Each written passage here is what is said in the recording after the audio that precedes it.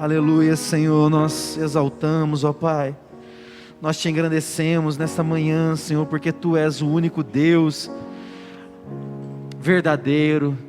Nós cremos em Ti, Senhor, conforme a Escritura, o Pai, o Filho e o Espírito Santo.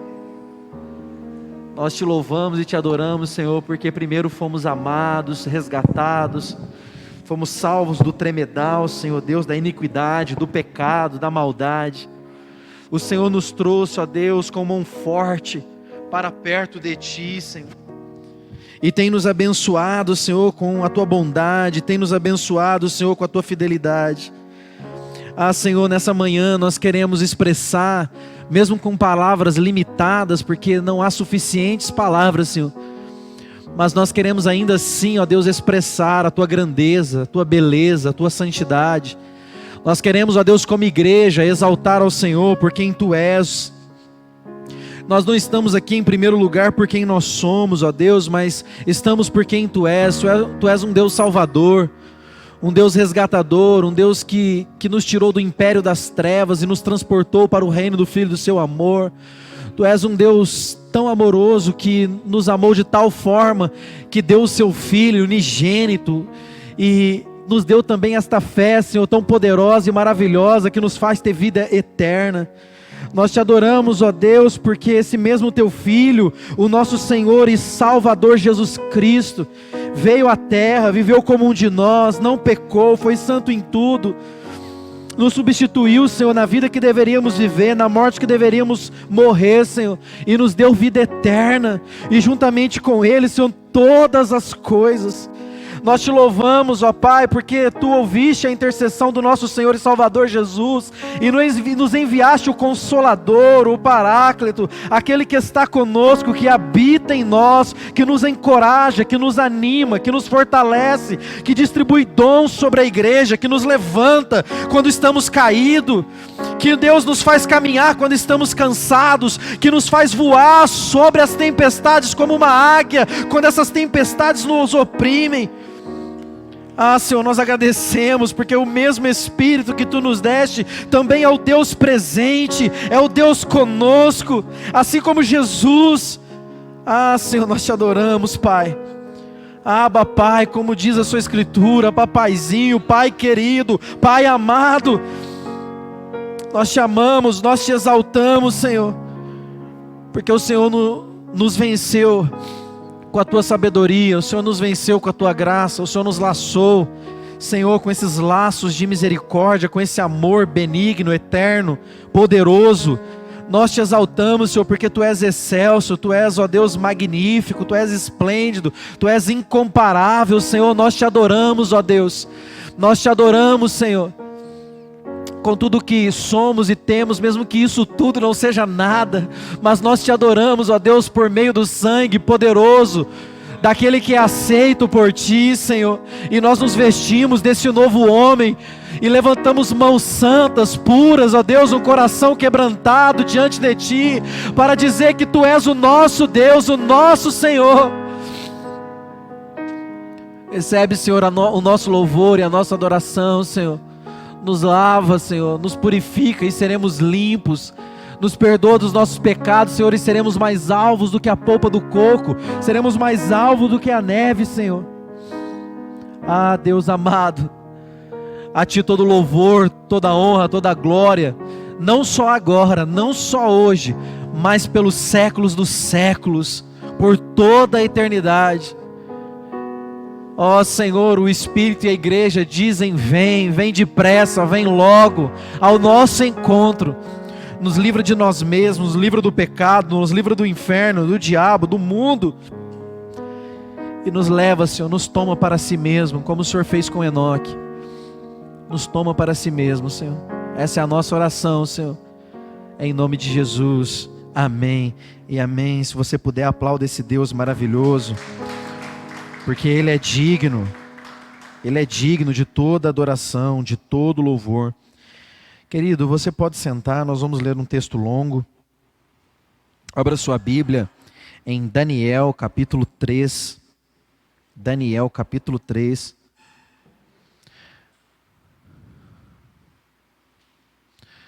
Eu vou pedir para algum irmão ou irmã, se possível, trazer uns 2 copos de água aqui, por gentileza. Alguém que estiver aí no fundo, vai ajudar bastante.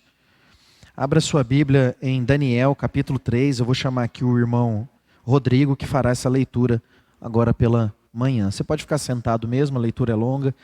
Daniel, capítulo 3.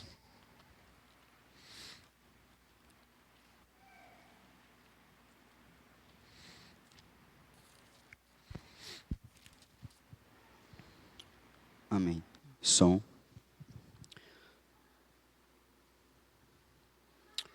O rei Nabucodonosor fez uma estátua de ouro de 27 metros de altura e 2,7 metros de largura, e a colocou na planície de Dura, na província da Babilônia. Em seguida, enviou mensageiros a todos os altos funcionários, oficiais, governadores, conselheiros, tesoureiros, juízes, magistrados e todas as autoridades das províncias para que viessem à dedicação da estátua que ele havia levantado. Todas essas autoridades vieram e ficaram diante da estátua que o rei Nabucodonosor havia levantado. Então o arauto gritou: povos de todas as raças, nações e línguas, ouçam a ordem do rei. Quando ouvirem o som da trombeta, da flauta, da cítara, da lira, da harpa, do pífaro e de outros instrumentos musicais, prostrem-se no chão para adorar a estátua de ouro levantada pelo rei Nabucodonosor. Quem não obedecer será lançado de imediato na fornalha ardente. Portanto, ao som dos instrumentos musicais, todos, não importando sua raça, nação ou língua, se prostrarão no chão, adorarão a estátua de ouro que o rei Nabucodonosor havia levantado. Alguns dos astrólogos, porém, foram ao rei e denunciaram os judeus. Disseram ao rei Nabucodonosor: que o rei viva para sempre. O rei publicou um decreto exigindo que todos se prostrassem e adorassem a imagem de ouro quando ouvissem o som da trombeta, da flauta, da cítara, da lira, da harpa, do pífaro e dos outros instrumentos musicais. De acordo com este decreto, quem não obedecer será lançado na fornalha ardente. Alguns judeus, Sadraque, Mesaque e Abednego, que o rei encarregou da província da Babilônia, não lhe dão atenção ao rei, recusando a servir seus deuses e não adoram a estátua de ouro que o rei levantou. Então Nabucodonosor se enfureceu e ordenou que lhe trouxesse Sadraque, Mesaque e Abednego. Quando eles foram conduzidos à presença do rei, ele lhes disse: Sadraque, Mesaque e Abednego, é verdade que vocês se recusam a servir meus deuses e adorar a estátua que levantei? Eu lhes darei mais uma chance de se prostrarem e adorarem a estátua que fiz, quando ouvirem o som dos instrumentos musicais. Se, contudo, vocês se recusarem, serão lançados de imediato na fornalha ardente. E então, que Deus será capaz de livrá-los de minhas mãos? Sadraque, Mesaque e Abednego responderam: Ó Nabucodonosor, não precisamos nos defender diante do rei. Se formos lançados na fornalha ardente, o Deus a quem servamos pode nos salvar. Sim, ele nos livrará de suas mãos, ó rei. Mas ainda que ele não nos livre, queremos deixar claro, ó rei, que jamais serviremos seus deuses ou adoraremos a estátua de ouro que o rei levantou. Nabucodonosor se enfureceu tanto com Sadraque, Mesaque e Abednego, que seu rosto ficou desfigurado de raiva. Então ordenou que a fornalha fosse aquecida 7 vezes mais que de costume. Deu ordens também para que alguns dos homens mais fortes de seu exército amarrassem Sadraque, Mesaque e Abednego e os lançassem na fornalha ardente. Eles os amarraram e os lançaram na fornalha inteiramente vestidos, com túnicas, turbantes, mantos e outras roupas. E uma vez que o rei Em sua ira havia exigido um fogo tão quente na fornalha, as chamas mataram os soldados que jogaram os 3 lá dentro. Assim, Sadraque, Mesaque e Abednego, amarrados, caíram nas chamas intensas. De repente, porém, o rei Nabucodonosor se levantou espantado e disse a seus conselheiros: não foram 3 os homens que amarramos e lançamos na fornalha? Sim, ó rei. Eles responderam: olhem, disse Nabucodonosor, vejo 4 homens desamarrados andando no meio do fogo sem se queimar. E o 4º homem se parece com um filho de deuses. Então Nabucodonosor se aproximou o máximo que pôde da porta da fornalha ardente e gritou: Sadraque, Mesaque e Abednego, servos do Deus Altíssimo, saiam, venham aqui. E Sadraque, Mesaque e Abednego saíram do meio do fogo. Os altos funcionários, os oficiais, os governadores e os conselheiros se juntaram ao redor deles e viram que o fogo não os havia tocado. Nem um fio de cabelo na cabeça deles estava chamuscado, e suas roupas não estavam queimadas, nem sequer tinham cheiro de fumaça. Então Nabucodonosor disse: louvado seja o Deus de Sadraque, Mesaque e Abednego. Ele enviou o seu anjo para livrar seus servos que nele confiaram. Eles desafiaram a ordem do rei e estavam dispostos a morrer, em vez de servir ou adorar qualquer outro Deus que não fosse seu próprio Deus. Portanto, faço este decreto: se qualquer pessoa, não importando sua raça, nação ou língua, disser uma palavra contra o Deus de Sadraque, Mesaque e Abednego, ele será despedaçada e sua casa transformada num monte de escombros. Não há outro Deus capaz de livrar desta maneira. Então o rei promoveu Sadraque, Mesaque e Abednego a cargos ainda mais elevados na província da Babilônia. Amém. Amém, amém. Ora por nós, por favor. Senhor nosso Deus e amado Pai, uma vez mais, Senhor, nós queremos colocar diante da sua palavra o pastor Mateus e toda a congregação, Senhor, que o Senhor aqui enviou.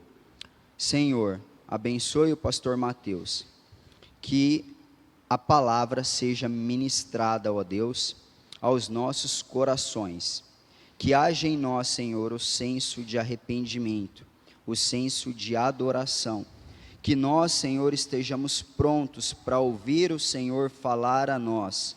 Nos ajuda, nos dê, Senhor, o Espírito Santo, ó Deus, em nossos corações, para que nós podemos sair daqui, Senhor, avivados, calorados, Senhor, prontos para te servir, Senhor, e que a expansão do seu reino seja expandida a toda Araçatuba e em todas as províncias ao redor deste lugar. Em nome de Jesus nós oramos. Amém. Amém, glória a Deus. O Rodrigo leu tanto que chamou as cidades até de província. Isso aí, Rodrigo. Empolgou, né? Glória a Deus, irmãos, muito bom dia. Vocês que nos visitam, sejam bem-vindos. Bom, nós estamos aqui diante de um texto tão extraordinário, né, numa série de mensagens chamada Coragem em Meio aos Desafios. São muitos os desafios que nos são propostos, são muitas as circunstâncias, né, que de alguma maneira tenta nos oprimir e nos abafar. Você que não esteve nos cultos anteriores, você pode acompanhar as outras 2 mensagens, estão já no YouTube, você pode procurar lá, encontrar, assistir, para você entender um pouco mais do contexto, se você perdeu na semana passada. Domingo passado, pela manhã, nós pregamos o capítulo 1, à noite o capítulo 2 de hoje, o capítulo 3. Mas para te contextualizar do que está acontecendo aqui nessa realidade, nós estamos aqui no ano 605, aproximado, antes de Cristo, quando Nabucodonosor sitia, né, ele cerca o povo de Deus e leva cativo os melhores, os mais destacados, os mais capazes e os mais influentes do povo de Deus para a Babilônia, de maneira cativa, né? Eles são obrigados, são escravos. E Daniel, Sadraque, Mesaque e Abidnego, esses 4, eles são então colocados juntos, né? E eles então constroem essa amizade, talvez até fossem amigos antes disso, e estão então diante de um mundo pagão, né? Um mundo que adora outros deuses, ou melhor, um mundo que adora falsos deuses.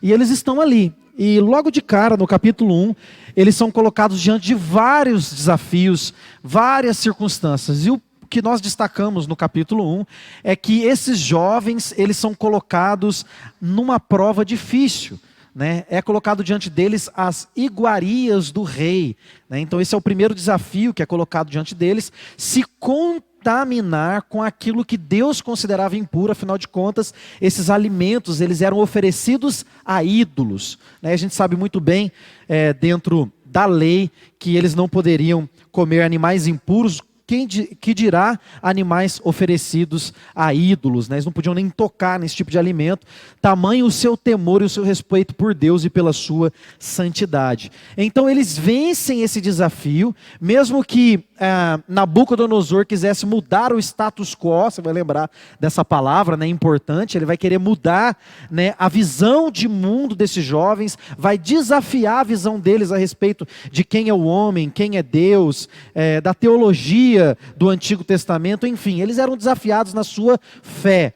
E eles decidem, desde o primeiro dia, não se contaminarem com as iguarias do rei e se alimentam com aquilo que vai ser conhecido agora, né, como a dieta de Daniel, comendo apenas frutas e legumes, o que, por sinal, os faz engordar mais do que os outros, né? Então, cuidado com as suas dietas aí. Em falar nisso, em dietas, eu descobri recentemente que uma manga tem mais açúcar que 2 copos de refrigerante. Então você vê como é que funciona, né? Então cuidado. Então esses jovens são desafiados, né, na sua fé, são desafiados na sua cosmovisão, na sua visão de mundo, são desafiados na sua conduta, e eles vencem no poder da fé que eles têm no Messias que viria. Então isso acontece no capítulo 1. No capítulo 2, há outra prova para eles, outro desafio diante deles, né? E nós vamos perceber isso claramente, que o rei Nabucodonosor tem um sonho, e esse sonho de Nabucodonosor não é um sonho comum. De fato, era uma revelação de Deus. Deus ainda faz isso, né? Nós cremos como Jacó, né? Sonho é sonho, até que se prove o contrário. E Jacó fica ali observando o sonho do seu filho, e depois se prova que de fato era algo que vinha de Deus. Não foi diferente com Nabucodonosor. Ele tem um sonho, mas ele é um rei louco, ele é um rei perverso, ele é um rei do mal, né? Embora Deus tivesse permitido que ele agisse, no futuro Deus vai emitir juízo sobre ele, porque ele é um Deus, um homem que se acha Deus, né? Um homem que confia nele mesmo. O ídolo de Nabucodonosor é ele mesmo e os seus falsos deuses, né? Então ele vai dizer o seguinte: olha, alguém precisa revelar não só a interpretação do meu sonho, mas o que eu sonhei. Agora você imagina, né? Vocês lembram como ele matou o rei Zedequias, né? Primeiro ele mata os filhos do rei Zedequias na frente dele, e depois vaza, fura os olhos do rei Zedequias, para que a última lembrança visual que ele tenha dos seus filhos morrendo na sua frente. Depois o coloca em uma cela e deixa ele morrer de velhice lá dentro daquela cela, pensando naquela imagem, a última imagem que ele tem. Então é um rei perverso, é um rei maldoso, é um rei cruel.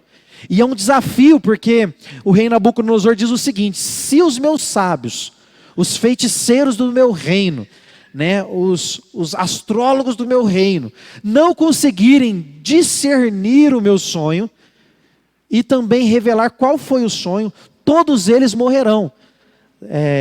E Daniel, Misael, ou para usar aqui os nomes deles lá da Babilônia, né, Azarias, né, que foi todos esses nomes mudados, Sadraque, Mesaque e Abidnego, são seus nomes babilônicos, são desafiados mais uma vez em sua fé. E qual é a postura desses homens? Mais uma vez de coragem. Eu acho que não está aí, né, se der para colocar. Mais uma vez de coragem em meio aos desafios. E como eles manifestam essa coragem? Mais uma vez com fé que Deus poderia intervir na sua situação. E o que eles fazem? Primeiro, Daniel faz uma reunião de oração. Eles oram. Segundo, né, eles decidem, né, buscar em Deus, melhor, primeiro é sabedoria, né? Primeiro Daniel age com sabedoria, procura falar com quem deve falar, e essa sabedoria vem de Deus, porque redundou da fé que eles tinham no Messias que viria. Em segundo lugar, eles fazem uma reunião de oração, eles oram para que Deus mostre para eles e eles não morram. E em terceiro lugar, Deus responde e eles adoram a Deus, eles não se esquecem, eles são gratos, eles adoram a Deus pelo que eles fizeram. E agora nós estamos no capítulo 3. Então, se você achou que foi algo maravilhoso, extraordinário, o que esses jovens estão enfrentando e vencendo, se prepare para o que vem no capítulo 3, que nós já lemos aqui. Não é um desafio menor. É igual videogame, né? Parece que você vai passando de fase, a fase vai se tornando cada vez mais difícil. E é assim que está acontecendo com eles. Eles estão diante de um rei louco, e esse rei maluco, ele constrói uma estátua maciça de ouro. E o desafio que lhes é imposto é este: todos, de toda raça, de toda língua e de toda tribo, deve se prostrar diante dessa estátua e adorá-la. Eu acho incrível isso, porque embora o rei tivesse uma ideia de que isso aconteceria, aquele efeito que nós chamamos de efeito manada, né? A maioria vai se dobrar mesmo, então o restante vai ser levado aí junto com a maioria e vai se prostrar. Mas lê do engano do grande rei Nabucodonosor, do imperador da época, porque havia 3 corajosos jovens, cheios do Espírito Santo de Deus, que estavam dispostos a perderem a sua vida, se necessário fosse, para permanecerem em sua adoração, puros diante de Deus. E a primeira pergunta que eu preciso fazer para vocês sabem que eu gosto de fazer pergunta nas pregações, é: onde estão aqueles que não só estabelecem um altar de adoração a Deus, mas estão dispostos a ficarem sozinhos, se as circunstâncias assim pedirem, mas continuarão adorando ao único e verdadeiro Deus? O alerta que esse texto nos traz é que a verdadeira fé em Jesus Cristo, ela não apenas nos salva, mas ela também nos faz perseverar em coragem, perseverar em uma vida diferente, né? Numa vida que realmente vai fazer com que a gente viva para a glória de Deus. Isso me faz suscitar uma pergunta, olhando para a vida de Nabucodonosor. Você conhece alguém que em algum momento da sua vida manifesta algum tipo de fé verdadeira? Parece que a fé dela é genuína. Nossa, eu conheço tanta gente assim. Nabucodonosor, em alguns momentos, ele parece ser aquele tipo de crente que quando a coisa aperta, que quando a coisa estreita, ele se aproxima de Deus. Olha, veja o capítulo 1, veja o capítulo 2. Ele percebe claramente que Deus está com aqueles homens, ele coloca aqueles homens como governadores. Quando ele vê que Daniel interpreta os sonhos, ele se prostra diante de Daniel e exalta a Deus. A gente sabe que Daniel ali prefigurava de alguma forma, apontava para Cristo. Então aquele rei se prostra diante de Daniel, mas na verdade Daniel está ali representando a Jesus e ele adora a Deus. Parece que esse rei Nabucodonosor, ele tem alguns espasmos, né, de fé genuína. Em alguns momentos da sua vida, quando a coisa aperta, quando a coisa fica difícil, quando tudo parece, né, que vai sair do seu controle, ele adora a Deus, ele se prostra. Ele emite decretos dizendo: olha, esse é o único Deus verdadeiro, e se alguém zombar desse Deus, então eu vou matar. Quando ele vê então Daniel interpretando, ele faz isso. É muito claro ele agindo dessa forma. Na interpretação do sonho. Então veja bem, meus queridos, a palavra de Deus vai ser clara conosco quanto a isso. A fé verdadeira, ela não só nos faz nos prostrarmos com os nossos joelhos. A fé verdadeira não nos faz receber a Jesus apenas como Salvador. A fé verdadeira nos faz receber a Jesus como Senhor e Salvador. Nós nos submetemos ao senhorio de Jesus, nós caminhamos debaixo da sua autoridade, nós vivemos a vida que Ele quer que a gente viva. Jesus falou disso quando nós olhamos para a sua palavra, né, na parábola lá das sementes. que algumas sementes seriam lançadas em vários tipos de terreno, e somente um terreno seria fértil o suficiente para fazer essa semente criar raízes e crescer e frutificar. Então essa é a sequência natural da fé verdadeira. Ela cai no terreno fértil, ela cria raízes, ela cresce e depois ela frutifica. Nabucodonosor, embora aparente ter uma fé verdadeira, a fé dele não é uma fé verdadeira. Pelo contrário, a fé dele é uma fé em si mesmo, é uma fé nos seus ídolos. Quantas pessoas passaram, essa palavra aqui, ela me desafia quanto a pastor, ela propõe a mim um desafio muito grande quanto a pastor. Olhando aí para os anos, os vários anos, está indo aí para mais de uma década já, que eu estou servindo a Deus só em tempo integral na sua obra. Quantas pessoas passaram por mim e eram assim? Pessoas que só procuravam a Deus quando a coisa apertava, pessoas que só procuravam a Deus quando viam um milagre. Pessoas que por algum momento em sua vida demonstravam fé verdadeira, mas na verdade a sua fé era uma fé incipiente, era uma fé fraca, era uma fé vazia, que não perseverava. A fé verdadeira em Cristo Jesus não é apenas uma fé que salva, ela salva e ela muda, ela transforma, ela produz um caráter diferente. E Nabucodonosor é esse exemplo, Ele vê em primeira mão alguns dos principais milagres desse livro, mas logo ele retorna aos seus ídolos, porque a sua memória é curta. A fé dele não é uma fé verdadeira, é uma fé de memória. Enquanto dura a sua memória, dura a sua fé. Mas a questão é que nós não devemos ser muito duros com